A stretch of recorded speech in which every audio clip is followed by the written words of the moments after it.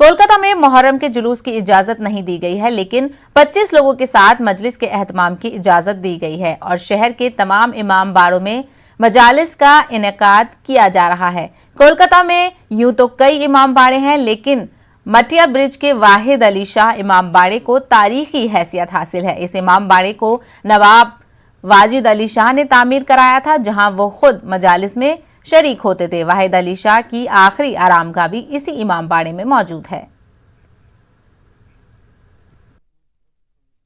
बादशाह वाजिद अली शाह इसमें खुद मुहर्रम के वक्त मरसिया पढ़ा करते थे। बादशाह वाजिद अली शाह के साथ उनके फर्जंद भी यहाँ पर दफन है। बिजिस खद्र जो कि एक मुजाहिदे आज़ादी थे,